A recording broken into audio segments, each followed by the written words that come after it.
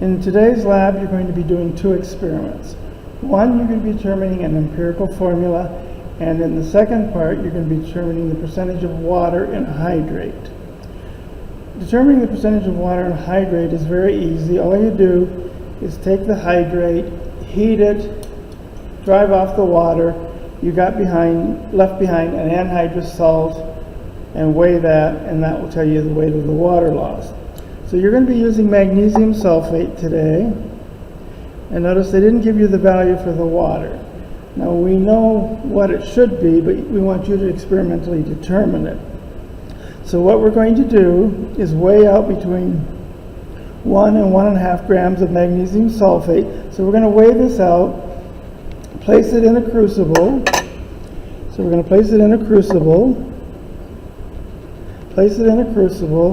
heat it to a constant weight, and of course we should get anhydrous magnesium sulfate, and the water should escape into the atmosphere.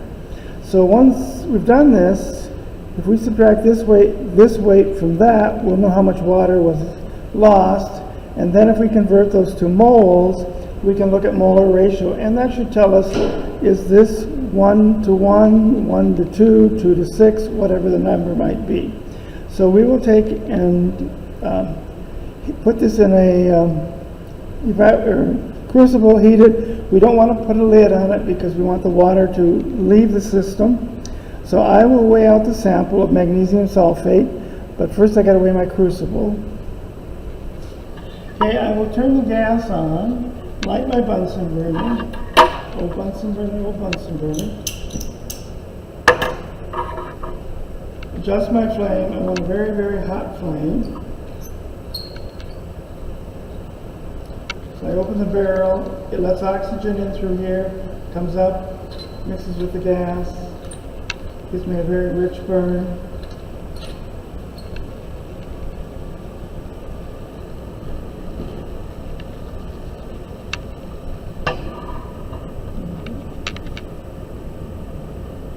Now I will heat this to a constant weight, and what a constant weight means is that if I heat it once, weigh it, heat it a second time, weigh it, and the weight does not change, that means no matter how many times I heat it, the weight will be constant, so I will not have to do anything in additional heating. So no matter how many times I heat it, its weight will not change.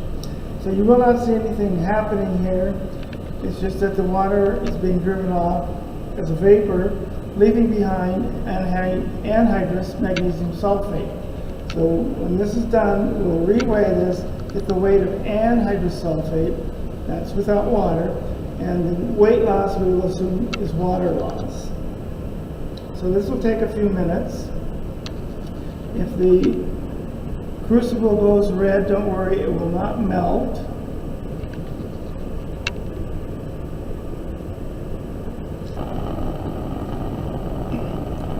Okay, this has been heating now about 5 minutes. I'll give it about 1 more minute. Then I have to probably take 5-6 minutes to allow it to cool down to room temperature, because you do not weigh hot items on a balance. You will destroy the balance, or if the item is hot, it will cause the metal in the balance to expand and give you erroneous readings. So I'll let this heat about 1 more minute, then I'll shut the fire off, let it chill, and weigh it, and then I'll put it back on to heat, see if the weight is changing. Now if the weight doesn't change on the second heating, that means I have a constant weight.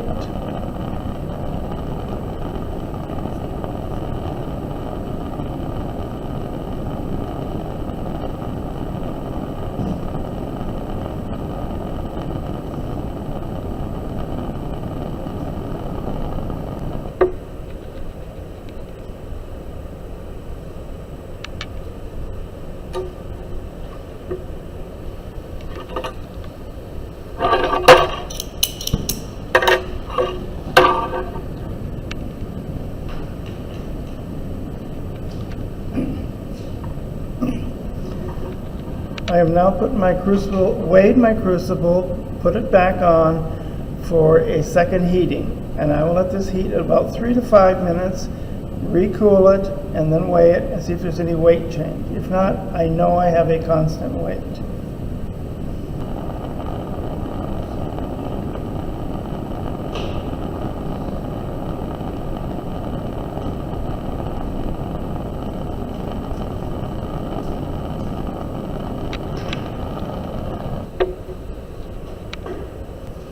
I just turned the heat off. I'm going to allow this to cool. This was my second heating. And if when I weigh it, it weighs the same as the first heating, then I do not have to heat it additional times. We can do the calculations. Okay, after my second heating, the weight came in at 0.600 grams. So notice I didn't have to do a third heating, so this was my constant weight of 0.6. So originally I started with 1.183 grams of the Hydrate. I heated it for approximately 2 heatings, about 10 minutes. Then I lost 0.6 grams of magnesium sulfate, and I lost approximately almost 6.6 grams of water, so it's about 50% if you look at it that way.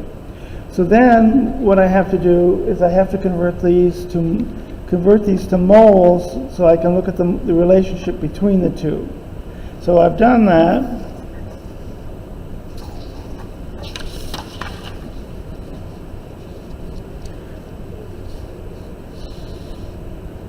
On my data sheet, I summarized all my information. So this was the weight of the hydrated salt I used.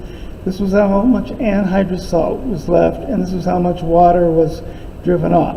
So I have these three. Notice these two values should be very close to this value. These two should equal this value. So to get percent water, I took the weight of water divided by the weight of the original sample and about 50% water. Then I took my grams of anhydrous salt, which was just MgSO4, and I went to the periodic chart, got its molar mass, changed this to moles. I did the same with water. I changed my gram sample of water into moles. Then I did the relationship between the water and the salts. I put the moles relationships, and I come up with approximately 6.6, which I'm going to round off to 7. So that just means for every 1 mole of salt, I had 7 moles of water.